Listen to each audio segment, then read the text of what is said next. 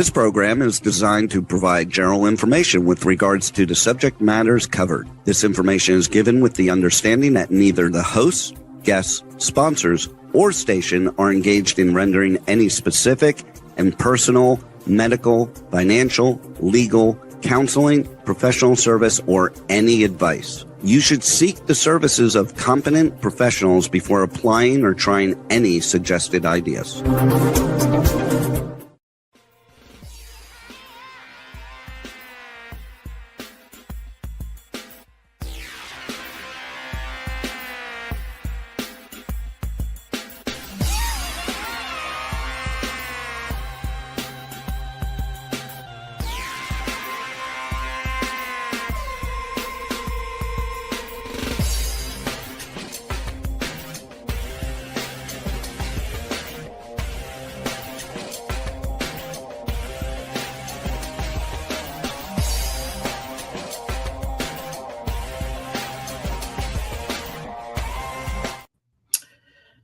Hey there, it's Brian Sebastian, movie reviews and more. And if I have mic problems, it's only because something's going on with my laptop. However, it is Tuesday, 189 live shows in a row and counting. And the thing about it is always Giving Tuesday. And so when it comes to this show has been booked for a while because Allan is here and Linda is here. But the good thing about this is we're streaming on Talk4 TV, Talk4 Media, K4HD Radio, and on over 100 outlets around the world right now, which is good. We have a lot of great things going on. Hopefully Howard will join us because he's got some news. I'm glad Linda is here because she's always busy. And the one and only Andrew. Well, Allan, I'm glad you're glad Andrew is not here because I said, okay, Eileen, let's just have Allan. Let's do this because he knows everything that's going on. So, Allan, let's do this. Before I get to Linda, introduce yourself, talk about this great company that you have that you started that not too long ago and why it would be relevant to the audience that's listening now. Well, hopefully it's relevant to everybody. If you're an artist, it should have You're on mute, Allan. I'm on mute. How did I get on mute? No, he's good. I can hear him. You can hear him? Yes. Yeah. Oh, now I can hear him. Oh, okay. That's very good. That's very good. Right. I'm very hard to mute. People try it all the time. It doesn't work. Right. So in any event, if you're an artist, you should be quite interested in what we've got to say. If you are a fan, you should be equally interested in what we've got to say. So we started FENIX360. It was actually started before COVID and then COVID interrupted, but we were gainfully employed during COVID, getting what we call artist ambassadors, people that feel passionately about what we do, and we managed to somehow aggregate 7,000 artists, 2,000 of which we actually interviewed, amazingly. But the whole purpose of FENIX is to give a much better deal to artists and a much more engaging platform to fans during in what you might call a digital era. Artists have been badly treated by social media. They get pathetic percentages of revenue. So the first thing we address is we go from single digits revenue to 80% of advertising revenue and 95% of everything else.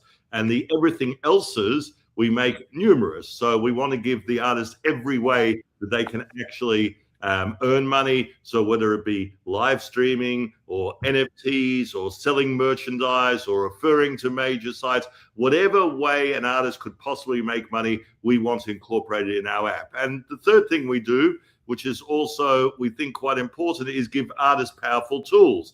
And some of these tools actually are created on the back of artists, but artists are deprived from having access to them. So an example would be that artists do not know where their fans are on social media. The advertisers know, the artist does not. And our view is it's very useful information to the artist. So without betraying privacy or whatever, we actually tell the artist down to the street address anonymously where every one of their fans are. So if they want a gig, right, you know, in the meatpacking district in New York on Friday night, they can invite people for 5 miles around. If they want to know which country to play in Europe during the summer, they can also equally know. So these are the things we're somewhat obsessed about. We think you have to be obsessed to really do justice to this. And that's FENIX360. So that Linda, this is perfect for you because Now we can't hear you, Brian. Okay, how's that? All right. How's that? Better?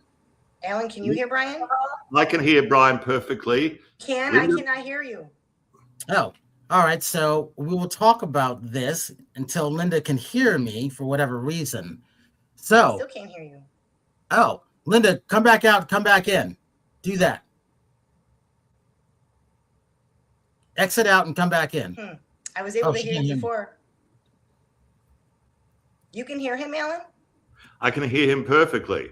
So I couldn't hear you before, and now I can't hear Brian, and I didn't do anything different. Well, have you come back in? So, Alan, talk about this. All right, I'm gonna get out and come back in. Yes. And then so it's important, Alan, what you created with this, because the reason about that is a lot of people need to know what's going on with stuff. So talk about that platform, because as of today, I heard from Rachel that TikTok is really getting into everybody's private privacy thing, putting their social security number and their address. And I think that's wrong. So that's why it's perfect for what you have, right? Yes, I will be very wary about being political in the United States of America. However, TikTok apparently also is showing some bias in their reels, which is also not good. There should be no bias, right? But in any case, be that as it may, look, we just felt that we had to completely reimagine social media. It's difficult to tweak the existing models because the existing models don't work for musicians and other artists, and we are for all artists. Most art that is consumed by people is music. I would say probably 90% of art consumed by people is music, but we also are there for visual artists, for dancers, for actors, right, etc. And so the idea is that you really have to have a platform which cares about the welfare of artists, because sadly, not only social media doesn't care, but streaming, unfortunately, whether they care or not, they are not delivering reasonable returns. I was told recently that the major platform, will go unnamed, out of millions and millions of artists, only 21,000 of them, I was told, earn more than 100,000 a year. And that is quite pathetic. So we are of the belief, and we are pretty sure we're conservative. We've done a lot of testing of our financial models. In the United States, for example, an artist that has 10,000 fans, which means they're up and coming, they're not a large established artist, 10,000 fans, we believe they can earn a minimum of $1.44 per fan per month from advertising alone. Apart from that, that's passive income. And what we do, which is quite different, is we don't make the income based on the views or of a video or the listen of a song. The income comes from how many people came via the Artist Tower platform, and we facilitate that route so that it's very easy for artists to put their fans on the platform, and they get a monthly amount irrespective of the popularity of their song or anything else. Because not only are artists inadequately paid, but also their pay is greatly variable depending on whether, they have a hit video, a hit song, or they don't. And that seems to us to be also not right. There should be some evening out of income. It should be adequate and it should be regular. So what we do is actually in our app, we allow artists to make their own app. It's like a mobile profile. It's what's called a web app. So our app, like all apps, you need to go to the App Store, but app stores don't lend themselves to sharing. So if I'm an artist on an app store, I can't say to fans, here is my app, because all I can say is go to the App Store and get my app, which is much clumsier. But what we do within our app, we give the artists the tools to create their own app, and it's like a profile except it's mobile. So you can put a URL on Facebook, Instagram, wherever you want, and whoever clicks on that URL, sorry, that was my wife calling, and I think she picked me off, and here I am, right? So whatever artist puts the URL on Instagram, Facebook, on social media, whoever clicks on that will instantly get that artist app. Now, we don't expect them to have multiple apps. We expect them to hopefully say, wow, this is great. let's go and download the full app. But whoever comes via that route, in other words, the artist has introduced a fan, that fan keeps on producing money for that artist every month. And as I say, 10,000, we think it's probably about $14,000 in the US. In Indonesia, it's probably 10% of that. It's probably like, so hold on, Allan. But who pays these artists? Where does the money come from? very, very simple. Where most of the money on the internet comes from, advertising, right? So that is the passive income. The artist has all sorts of options how they can actively earn income. But if you took the earnings of social media companies and you divided it among artists, right, you would have a similar outcome. It's not like we are creating magical new advertising revenue. It's there. It just doesn't go to the artist. And so what I wanted to know, because Linda is a perfect example. Linda, when I think back to when you first started posting on Twitter back then and Facebook back then, I believe you were one of the early pioneers of someone who had a huge amount of numbers. And Allan, what I'm leading to, I'm going to have Linda introduce herself, followed by Carol, because when you get hacked, your account gets hacked, and all of those followers that you had at that point, when people were told always subscribe, follow, and like. Well, she's done this 3 times. Yeah, she's got over 100 and something thousand followers, but she had over 500,000 followers at one point on just one thing. Can that help someone like Linda, who's an international best-selling author? Yes, I'm not sure of the nature of Linda's hack. If you could explain that a bit, Linda, but certainly we can make sure that people do not lose fans. One of the ways people lose fans is they get disqualified for some reason or another by these social media platforms. They say, oh, no, you're now disqualified. You've done this, that, or the other, right? And then they lose their fans. And the idea is, no, you should not better lose your fans. No. Each time it was from, I don't even know what, how, who, or when, but somebody just was able to get into the back end of my my accounts and change the password. And my God, it was just like that. So there was no rhyme or reason. I think one time they were like side texting me in WhatsApp saying, if you don't give us $10,000, and I was like, I'll start a new account, big deal. But I mean, Instagram had a couple 100,000, like Brian said, maybe at least 250,000. Facebook had 500,000. Twitter had at least, I think it was like 250. Yeah, 250,000. And then you start them over, and and because it's the only way that I've ever made money on my social media accounts is from sponsors. People are like, oh, make sure that if you love our product, go ahead and tell everybody you love it. And that got to be a little bit too much too, because you have to post 3 times a week, so many times a day. So, it's a whole job. It's a whole job. And now, Linda, tell him who you are and what you do. Well, I'm an international best-selling author. I have a book that's called Nerves of Steel. I don't have it sitting here, but it's over there. I just didn't want to run and get it.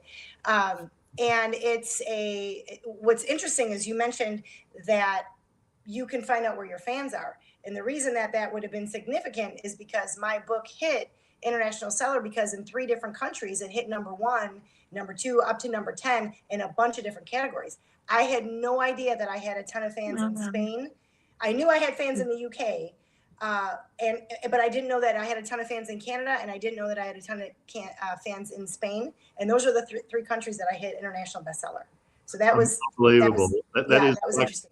That is the literary version of the story of the musician. Was it called Searching for Sugarman? Do you know that Absolutely. story? Good right. movie. I haven't seen the movie, but I think I know the story. But it was where a guy was a huge hit, right, in South Africa, had no idea he was a huge hit because the record companies, among others, did not tell him. He had all this accumulated money there, which wasn't given to him. And I think he gave up, if I'm not incorrect, and became a bricklayer, right, in the States because he felt he didn't have a career when, in fact, he had a stellar career. Isn't that great? That happened to a lot of the early musicians back in the day. A lot of the Black musicians, they didn't know that they were hitting in like Japan or Indonesia because the record companies weren't giving them that money. And Allan, before you answer anything, we have to introduce Carol, because Carol was on the show last time you were here. Go ahead, Carol. Yes. Hi, Alan. It's great to see you again. And, just to hear how things are moving forward for you and what's happening and what you're doing is so incredibly special and appealing for artists. And it's a great reminder for me about that because I've had more and more artists as friends and colleagues come into my life. So it's lovely to be here with you. And with you. Thank you very much to all of you. I figure now that I'm pretty bloody old, as we might say in Australia, right? I'm pretty bloody old that, what's the point of being on this earth if you can't do something worthwhile, right? Yeah. I wouldn't say Phoenix is everything I want to do. It's not. I will have some surprises in coming month with a couple of books I've written, but certainly it's an important thing because the truth is that artists, I happen to be married to a visual artist, a wonderful one, but artists give us such joy and such pleasure, and the notion that we should somehow or another pay them the absolute minimum that is possible is ridiculous, right? Those things that give us joy in life should be well compensated. And unfortunately, the platforms don't see it that way. They don't want to create loyalty to a Linda or Carol. They want to create loyalty to the platform. And their view is that if Linda gets pissed off because all of her fans have disappeared, there's another 100 Lindas. And that view is a really, really corrosive, horrible view, right? It is. It gets exhausting. I mean, I get emails every day of, you've been shadow banned. And I'm like, well, my followers aren't following off. They did at one point, but it's like this game that you're playing, and it does get to be like, is this worth it? For me, my clients aren't so much on social media. I'm there for the visibility, and I appreciate that opportunity. I appreciate the ability to have organic followers and to have free advertising, frankly. But I'm a wealth coach. I'm a science-based coach, neuroscience-based, but I also love the quantum. I'm definitely a scientific hobbyist, and you touched on something important. Even with my love of science or in combination, I am science and spiritual. I feel like science highlights the spiritual, and our visions are divine for us. So you mentioned being older, and wanting to do something good to benefit the planet. I'm right there with you. Super important to me. And so I help people who are wealthy to recalibrate and realize they can have their cake and eat it too. They can be happy and have wealth. And I also take a very strong stand and work directly with women who are at six figures who've gotten stuck or been told all their lives that they're not really capable to operate at those higher levels of wealth. They are, and when we operate in combination, both sides, men and women, with our strengths and our gifts cohesively together. I mean, think about what this world would look like right now if there were more women at the higher seats, helping make, beautiful, loving connections and decisions for the people of this world. So that's something I take a stand for. I'm in Seoul, Korea right now, by the way, and I'm loving it. I love Korea. I've been a few times, and it's unique. Now, you reminded me of a wonderful saying. I happen to like a lot of sayings of Albert Einstein. I think he had some profound insights, not only into science, but into the human condition. But you reminded me of it because one of his sayings, which I just looked up as you were speaking, is science without religion is lame. Religion without science is blind. Yeah. Wow. Great quote. Yeah. Yes. He had a lot of great quotes, but yes. So no, that's wonderful. How long are you in Korea for? Actually, I'm leaving. I'm flying out today. I've been here a month, and I have loved the economics here. It's thriving. It's been really interesting to see, of course, we're familiar with the tech side with LG and Samsung and so on. But one of the things I've experienced here is the thriving healthcare and self-care industry. And I've been able to have some work done. And the work that I had done was with high-level equipment, with trained physicians. I mean, it was really impressive. Had an IV here. I get IVs in the States, and this made me feel like nobody's business. I'm like, so I will definitely be coming back to look at more of the healthcare options that are available at a tenth of the cost in some cases. Third of the cost is typical, half the cost is typical, but even in some cases, what we've experienced has been a tenth of the cost. And how fantastic is that? And it's a beautiful industry here. No, Asia has some of the most impressive, most cutting-edge technically hospitals, and we just don't know about them. I happened to have a little bit of a scare because my CTO, who happens to be with me in Los Angeles, my chief technical guy, is Canadian, but he lives in Chiang Mai, Thailand. And while visiting him, I had a kidney stone attack. And I was very nervous about going into a hospital. And he said, relax, this is the best hospital you'll ever see. And he was right. I went into a Thai hospital. I ended up being there for 2 weeks, which was a hell of a lot of time, on heavy drugs, etc., to kill the pain as they operated on me. But the hospital care was second to none, really second to none. And this hospital happens to be an award-winning hospital, right? In terms of energy usage, among other things. But it's quite extraordinary, the care over there. And you're quite right. Things cost a small fraction, right? In fact, if you're traveling incessantly like I do, you learn that buying any prescribed medication varies so much between a high in the United States and a low, for example, in something like Malaysia, and it's the same medication and it can cost 10%. It can cost 10%. It's crazy. It's really, really crazy. And we don't have a full insight to it. I live in both Florida and Chile, and the medicine and the medical care is vastly different. We have a brand new hospital in Villarrica, where I'm at, in the south, in the Andes Mountains. We have fabulous, unusual, unique retreats down there. They're curated, they're custom, they're private. It's a bucket list retreat. And the ability to have treatment and to receive medical supplies down there, I've been there for 12 years, is just vastly different in cost. You're exactly right. And the quality as well, the training as well of the physicians. I had an emergency room visit last year and a hospitalization, and the care I've had both in the States, and they're incredibly different. Linda, that goes into preventive of what you doing. Eating correctly. Talk about macro-made meals and what you do to hopefully prevent some of these things from happening too. Yes. And say hi, Mom.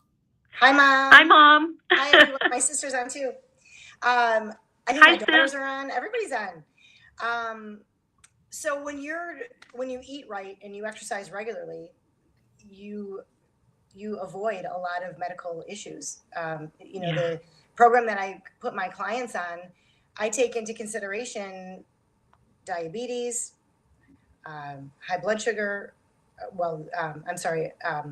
high cholesterol, congestive heart failure. There's so many things that I take into consideration when I'm planning somebody's meals out. But because it's pretty basic, everybody gets the same type of care, and everybody gets the same type of consideration when I'm planning the meals. So it really covers everybody. Even if you're not a diabetic, I'm going to make sure that you don't become one. Even if you don't have high cholesterol, I'm going to make sure you don't get it.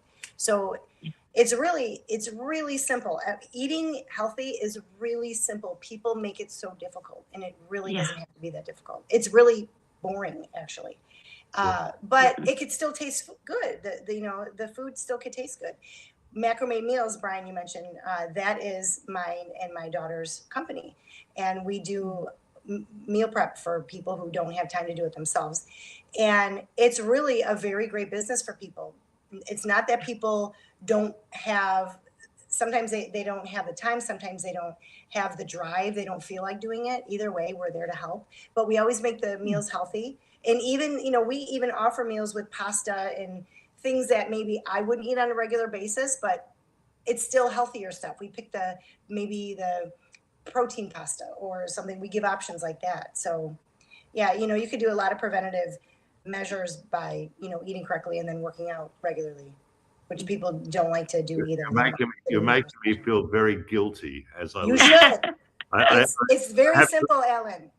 I have to live a healthier lifestyle. But one interesting thing I was also looking up in my incessant way as you were speaking, Carol, is that, we make these discoveries, whether it be in Chile or Korea, right, or Thailand. But do you know that a majority of Americans do not have a passport?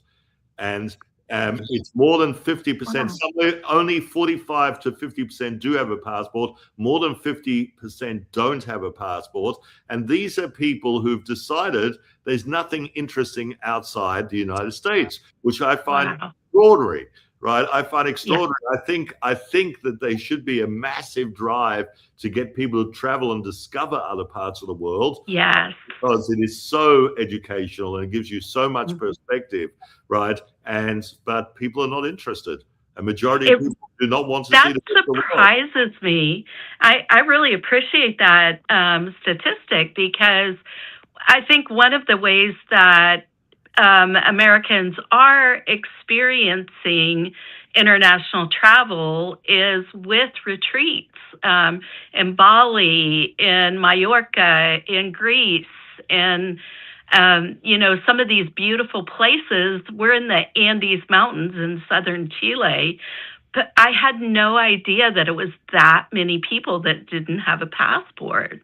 Well, I can tell you why, because, I was talking to someone about it last night. I've always been talking about it, especially on the minority side. They, if I'm in California, right now I'm in Vegas. I'm getting ready to jump on a plane tonight after the show and go back to North Carolina for a week and then come back to Los Angeles for Grammy stuff. What I've discovered through the years, I started traveling in 1973 as a kid in a drum and bugle corps.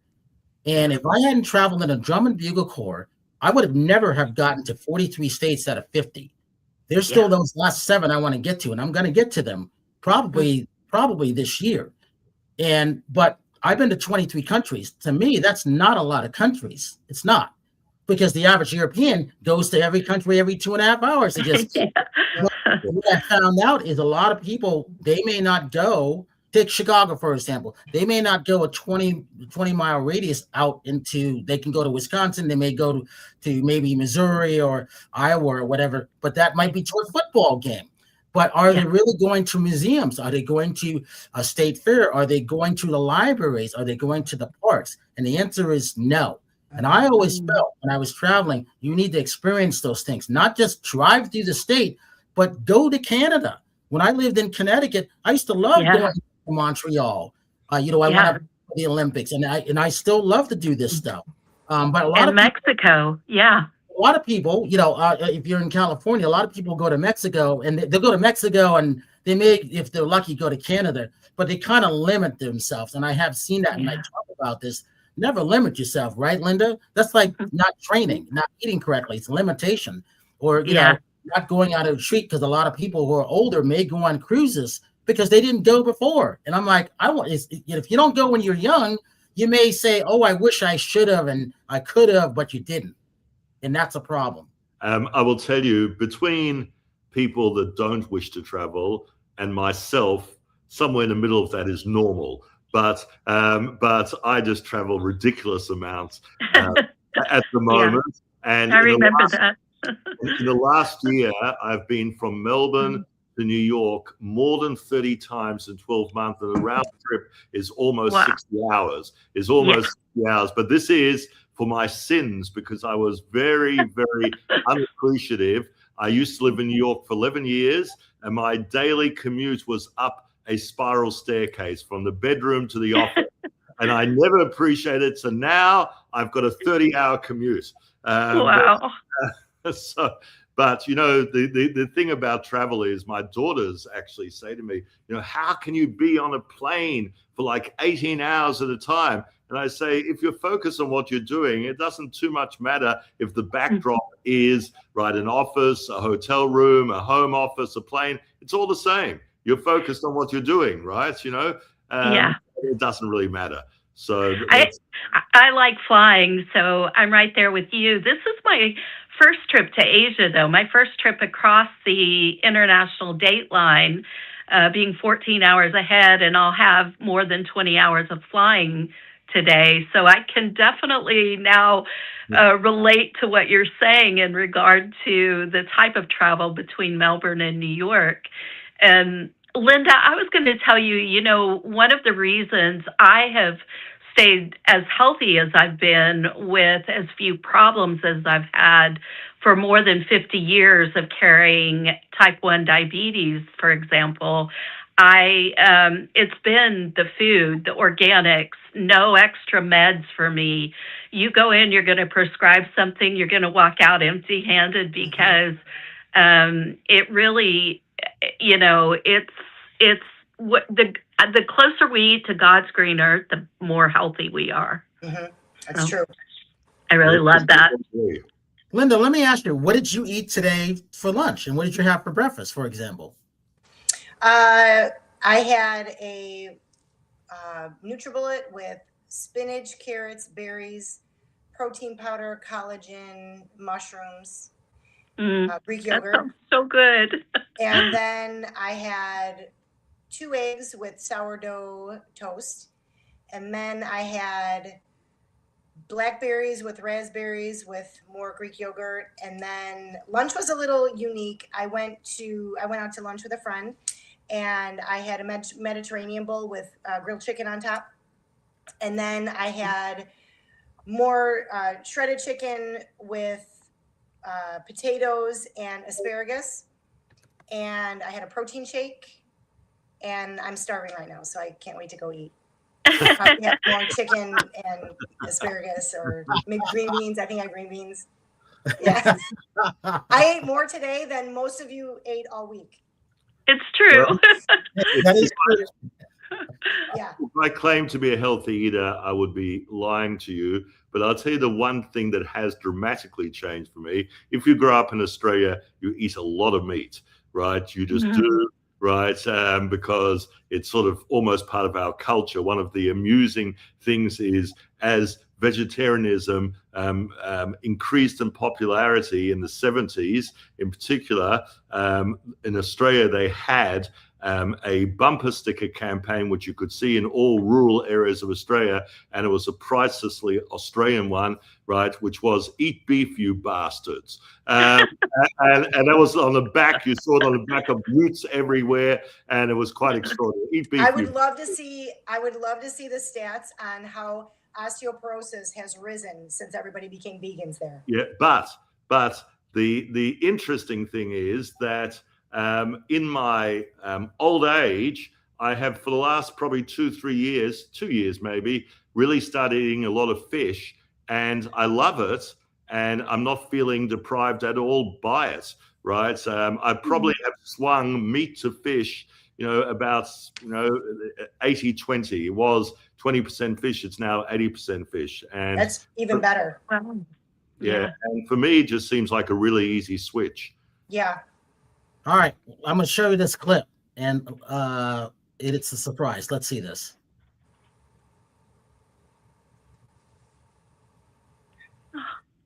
word.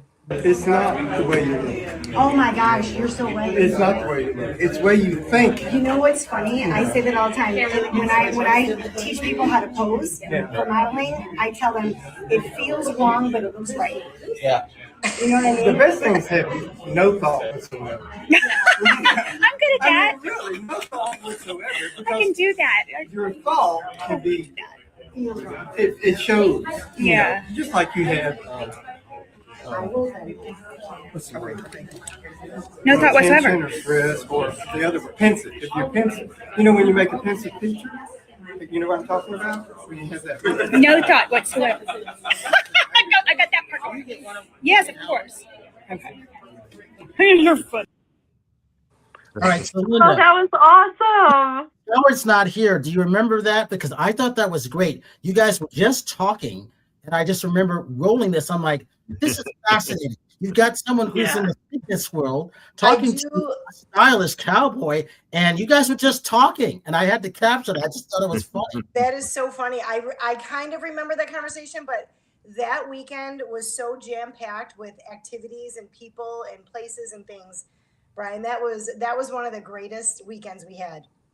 So I don't particularly remember that conversation with him, so I'm glad you got it on film. But so Allan and Carol, the interesting thing about that, it was like we brought everybody together in Nashville, Tennessee. We were on panels. Linda had her books, and we were talking about a bunch of things. So it was like one of the few times we all got together. And Howard, you know, he's not here tonight, so I'm sure he's glad because he lost power for 4 days, Carol. And so he today, and then his wife was in the hospital all last week, I found out. Wow. So they had him on the news today, Howard on the news because of his billboard. So he's gotten, Allan, he's gotten a lot more popular than what he was before. We're going to show this in a little bit, but it was one of those things, no matter what he's doing, he's fascinating to people. And Carol and I joke about when you were last on because he had no sound, but it was just a funny show. And this is Howard on the news today. No way. Of what he was talking about. Congratulations to Howard. He's awesome.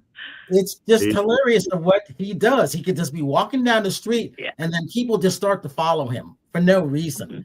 And then they go, we know you from someplace. And he just smiles and says, well, maybe from dancing. Maybe you danced with me one time. Or maybe it's the billboard. Or maybe it's because I'm an interior designer. And it's just fascinating. Look how he rocked that jacket that he had on when he was there with you, Linda. You looked fantastic. And it was in the black and white. Such a good contrast. Every event we went to, he stole the show. If you would have seen my outfits for that weekend, I thought I was going to be stealing the show. I walk in the room feeling so great, and then Howard walking, I'm like, wow, I just got shown up by Howard. I mean, he looked so fantastic. So fantastic. I love it. And that's the case. When Linda walks into a room, you know she's going to be the star of the room. No, Howard. That's why it was fun talking to him. It was like I wasn't even there. I love that. Hey, Allan, talk about this. Phoenix 360, is it just for musicians or someone like Carol and Linda, can they be a part of that too? And anybody that has an audience, particularly if it's a loyal audience, that's even better, can actually participate. We've now been approached about sporting stars, life coaches, you name it, right? Wow. And the beauty is that you can create your own app in about 20 minutes. Obviously, you can spend more time if you wish, but the tools are within the app to create your own app. And if for some reason you find it challenging, some people are a little bit, of technophobes. They don't really want to touch an app, right? I see a hand going up there. If you are technophobe, we'll do it for you. So now, do you take a percentage of what the pay is, or do you take an hourly pay? How do you do that? Okay, so first of all, there's no charge to get an app. Second of all, you get 80% of the advertising, and every other type of sale in which you're involved, you get 95%. We keep 5%. So I love that. Yeah, would that be something that would be a good thing for the high-end travel that I'm involved with the retreat. Absolutely, absolutely. I'd love to speak to you offline about high-end travel. My partner, Lance Ford, he calls me iTour. That's his name for me. He calls me iTour because I do so much travel. I tend to find sort of high-end places and places to stay, places to go, restaurants to eat at, whatever it is, right?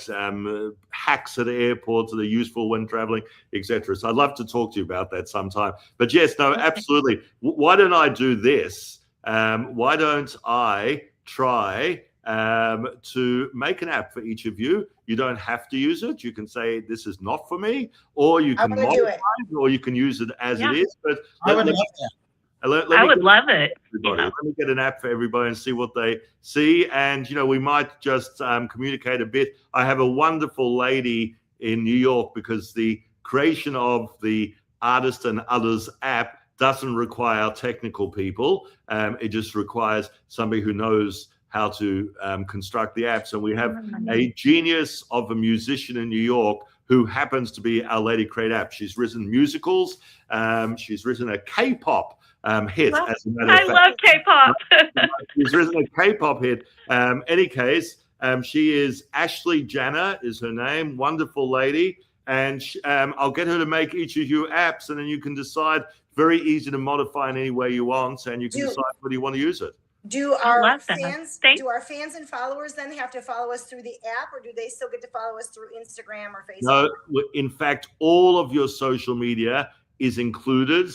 We are not precious about being the only social media. We want people to spend more time if they're earning more money from us. But if they're earning money elsewhere, they should spend time elsewhere. But three of the things we do with social media: we have all of your social media with every video. So every video you watch has all of your social media, and it also has a link to your app in our system. Secondly, we make it very easy for you to suck in, for want of a better word, any social media postings into our app. But thirdly, and very importantly, you only have to post in our app, and it goes out to all your nominators' social media. You don't have to do it separately, right? So, any case, I'll get some apps made and take a look, see what you think. All right, great. Yeah. That sounds amazing. Thank you so much. No, it's our pleasure. It's our pleasure. So, So are you flying Korea Air on the way back? I'm actually flying Delta. I'm going Delta to Atlanta this time. So I came through Detroit on the way, and with the storms and everything, I'm thankful to be heading just a little farther south. Have you gotten into Korean food while being there? I love Korean food. Yes, I have. And ironically, Japanese food here, yakitori style Japanese food and the Korean barbecue. I've been in absolute heaven. Have you had bibimbap? I have. Yes, I've had bibimbap. Right, bibimbap is fantastic. Galbi, bulgogi. Right. I love bulgogi. I love it. And I've had this tteokbokki too, which has been really unique. Yeah, no, I used to live in New York. I lived on Madison between 35th and 36th, and Koreatown is 32nd. And because I tend to work weird hours, and Koreatown was like open late, we'd sort of go and have Korean food at 2 a.m. in the morning. So I became very familiar with it. Wow. There's some Korean places that have opened up in Orlando too. I'm not sure about where I am in southern Chile yet. Hey, Allan, this is what I'm going to do, because, and Linda, I love your photos of the macrame. I'm going to put them on next week's show. Hopefully you can get them. Because I'm a week late on them. Sorry. That's okay. We have a billboard going up, I would say between March 1st, that one that Howard has in downtown Nashville, but ours is going to be different, and it's going to be a digital one. It's Carol's seen one version. She hasn't seen the new version of Brooklyn Dillon, who's going to be one of our new co-hosts. Linda see the version. She hasn't seen the new version. So Brooklyn is one of our artists through the music group. So she's going to be on once a month. So she would like this because she's getting ready to break out, and that would be good for her through Universal Music Group, wouldn't it, Allan? Well, one other thing we should do, We have at the Bitter End, which is quite a famous club in New York, we have a showcase every month. And we're just starting a showcase in London every month of rising talent, right? Wow. And after April, we're going to start in Singapore. But every month in New York at the moment, we have it. So if Brooklyn would love to appear in New York, we'd love to have her. So, yeah, she was just at iHeart Studios Yeah. not even a week ago. She was at Sundance performing, what, Yeah. 2 days ago. Yeah. So she'll be in Los Angeles for, I think, something related to Grammy. So I'll tell her publicist, because she's going to be on the billboard with us, and it looks fabulous of what it's been created so far. Yeah, no, that's great. That's great. And one of the nice things to happen to us is there is a music conference every year called Muse Expo. I believe it's the biggest in the States. And as of this, and they've discovered a lot of, Katy Perry was discovered at Muse Expo, LMFAO. There's lots and lots of people who were discovered. And the guy who runs it, Sat Bisler, also is responsible for Adele, Coldplay, you name it. In any case, from this year, you'll need a Phoenix profile in order to showcase at it. So we're going to get every artist that wishes to appear will have a Phoenix profile, and we hope it'll be useful to them. But any case, we'll make some, and we hope they're great, but you'll be the judges. How long does it take to make the app for us? If it's done quickly, 20 minutes, but we want to do better than a quick job. We want to do a decent job, maybe an hour. All right. Linda, you happy with that? Yeah, that'd be great. I can't wait to try it. Carol? Yeah, fantastic. It's really exciting. Well, that's a good thing. And then, so where are you off to next? And then what do you have? So every once a month you have that event in New York. Is that right? Correct. The next one is February the 22nd. I'm really glad you didn't ask me where I've been, because I would have struggled in the last 2 weeks. Right. Wow. It's been absolutely. A week ago, I was in Shenzhen and in Hong Kong and KL, and then we were in New York and then Palm Beach and now LA. It is a bit crazy. And where I'm off to now is probably on Thursday, and we'll go to Southeast Asia again, to Singapore, Malaysia, probably Hong Kong, and then I hope to get home. I haven't seen my family in almost a month. I hope to get home for a whopping 10 days because despite being a bloody old guy, I happen to have young kids, right? So I'm really feeling, I'm missing them enormously, and they might also feel a little bit deprived. So in any case, and then it all starts again on February the 10th. We'll be in London on the 11th. We have our first showcase in this amazing place in London called the Pheasantry, right? And we're going to do it every month in London. Nice. But it's a lot of fun because you can talk about your noble aims, but if you actually every month put on rising talent, you sort of having the physical manifestation of it makes you feel sort of really grounded in what you're doing. So I love that, Allan, because I have family and a daughter who lives in Europe, so that's on my circuit of travel as well. Do your kids ever get to go with you on these trips? They sometimes do, but it's rare. It's rare, you know, and they have so many things to do at home. It sort of would be disruptive to them also. But we have to do more of it. We have to do more of it. When I met my wife in New York, and when she came to live in Australia, we had to prove it wasn't a marriage of convenience, right? So I thought, how am I going to prove this, right? And then I had the bright idea of giving them the itinerary for 90 trips we had taken together. It was 90 some trips. Wow. So they were fairly convinced by that. Hey, we got about 90 seconds left. Linda Steele, give your social media links and talk about aging evolution, because I talked to Phil about it yesterday. He's excited about these things. I'm pushing him in a different direction. He's probably listening right now. Oh, okay. Linda Steele Wellness is where you find me. I'm on LinkedIn, I'm on Instagram, and I'm on YouTube. And Aging Evolution, we start filming this March. And I'm not sure exactly who our headliner is going to be. I'm going to be in 1 or 2 different documentaries. Do I get to say who that? I probably shouldn't say who the headliner is. Not yet. Not yet. but it's exciting. So we start filming Very exciting. March 25th, 26th, and I can't wait. It's going to be great. And so for Allan, your next trainer is right next to you, and she can do you virtually. Yeah. Yeah. Yeah, that's right. I mean, Linda, what you're doing is so exciting and inspirational. You can find me at Carol Register across all platforms. My handle on IG is NeuroCoach Carol. And if you are interested in a bucket list retreat to completely recalibrate and then an integration system that follows, I would love to speak with you. We take really good care of our people. And Allan, so you need that. So you'll be going there soon because you know someone. We bring family? Absolutely. Okay. Yeah. Okay, I'm interested. Allan, real quick, social media links for Phoenix. Yeah, FENIX360. You can go to the website, FENIX360.com. You can go to the Apple App Store, right, to Google Play Store, and download the app. And thank you so much, Brian. Yeah. Oh, yes. So the good thing is we get to go to some of these places depending where everybody is. So I would go to New York for that, and I'll tell Eileen I'll go because Carol was supposed to go to New York, so now we got to go to New York for these things. You got to come. You got to come. That's right. We'll That's right. And especially with Brooklyn, right? Absolutely.